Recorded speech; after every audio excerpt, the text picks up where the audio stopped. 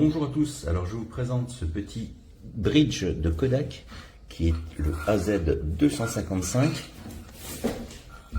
Le gros point fort de cet appareil, c'est son objectif zoom qui fait un équivalent 24-600 mm, donc avec un grossissement x25 en optique très important.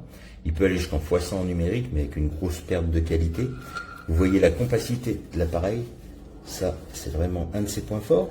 Alors je vais commencer par les points forts, justement puisque j'en parle. La première chose, évidemment, son côté compact avec un poids relevé d'environ 350 grammes. Alors un fonctionnement sur pile, il est livré avec 4 piles de type AA qui sont dans ce logement. Alors l'avantage c'est que vous ne serez jamais en panne puisque des piles on en trouve partout. L'inconvénient c'est que j'aurais préféré une batterie, mais on peut tout à fait utiliser des piles rechargeables. J'ai essayé, vous prenez des piles rechargeables de qualité, ça fonctionne très bien et ça vous évitera un budget pile. Et en plus le côté écologique, jeter des piles sans arrêt, c'est un peu pénible. Donc ça je trouve que c'est un avantage. Le zoom optique, donc x25, pardon, j'en ai parlé. Comme vous allumez l'appareil. Voilà.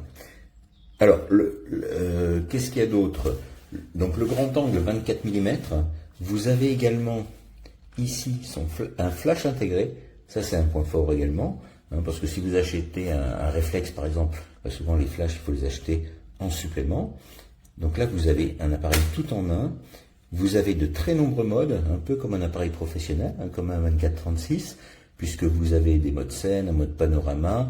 La vidéo par contre est limitée à 1080p, donc du Full HD.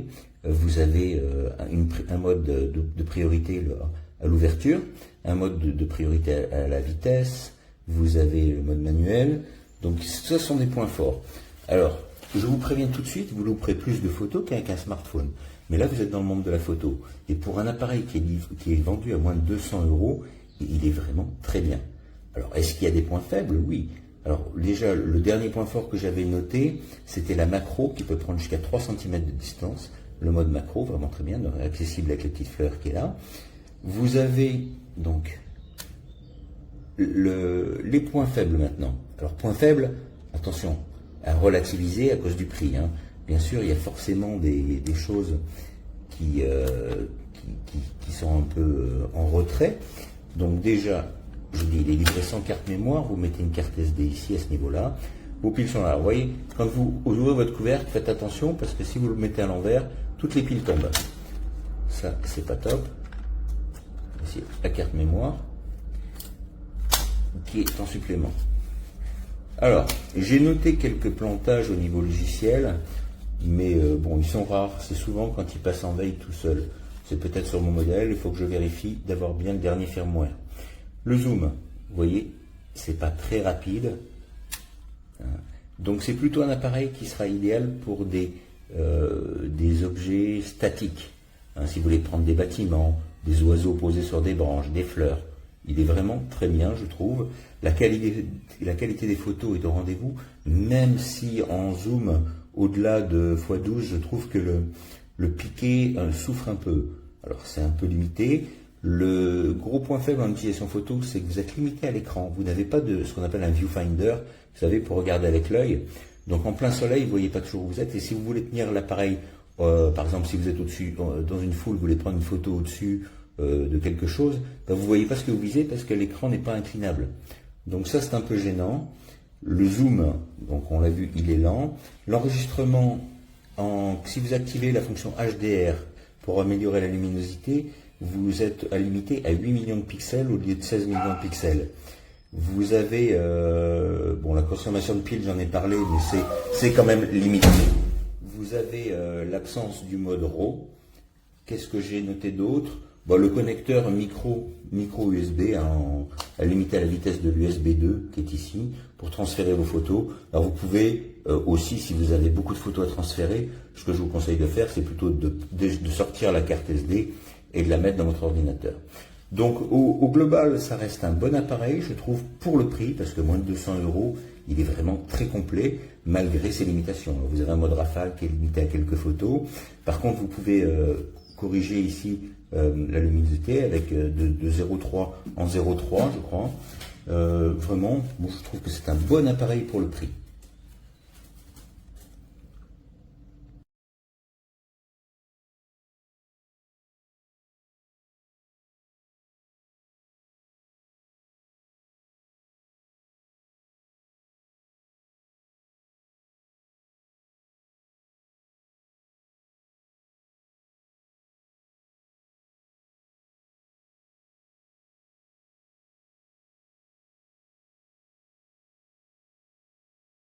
You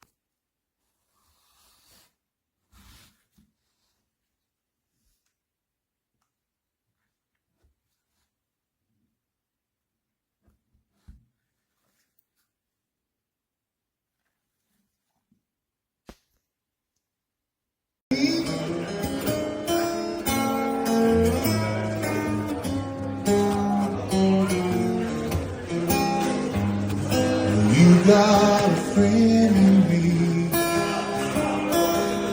You got a friend in me. You got troubles. It's me and you. And as the years go by, friendship will never die.